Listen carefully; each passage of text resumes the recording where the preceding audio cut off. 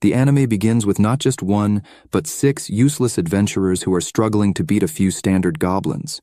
Their efforts is so comical, even the archer has zero aim and almost hits her teammate. The brute comes in swinging, but the goblin dodges and goes after their mage. The girl panics and fails to finish her enchantment, so she is hit to the floor by the creature, but just as it prepares to finish her off, the leader comes in and saves her before healing her. He gives them a pep talk, saying that this is a serious situation they find themselves in, and if they do not pull themselves together, the goblins will eliminate them because they too want to live. They ready themselves to fight seriously against the weakest creatures in the land of Grimgar. The fact that they are struggling means that they are all collectively as useless as Sakura, if not more useless. Morning comes and it turns out that the group lost the battle and had to retreat. The leader Minato comes to wake up Haruhiro and Ranta for them to get ready for breakfast. Haruhiro was supposed to be on breakfast duty, but he overslept. Instead, Maguzo and the 2 ladies help with making the food. The group gather after the meal is prepared and enjoy the food together, even though their ingredients aren't of the highest quality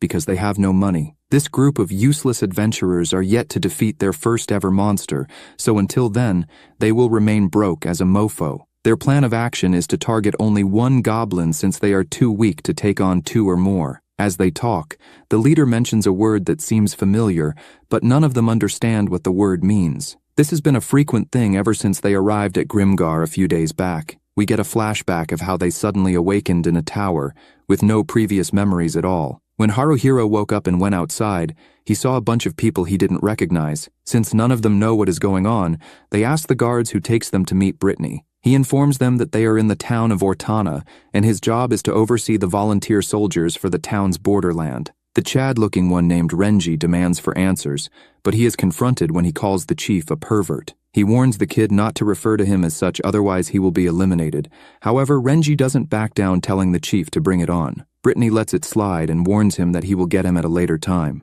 The chief then moves on to explain that he will offer each person 10 silver coins if they join the volunteer soldier squad, which will be enough for them in the meanwhile. He will also offer them a trainee badge worth 20 silver coins, and once they decide to be official members, they can purchase the official badge for an extra 20, which comes with certain benefits. Haruhiro in the background wonders where his cell phone is, but he quickly realizes that he doesn't know what that is. The chief informs them that to get more information, they need to defeat monsters and gather info for themselves. But he does tell them that after they have beaten a monster, they need to take their spoils in order to sell it. He advises them not to give up, otherwise they will die. Brittany then welcomes them as trainee soldiers. Back to the present, and the useless group get ready to head out. We learn that monsters and other races in this world threaten humanity. That is why soldiers have to defend the borderlands.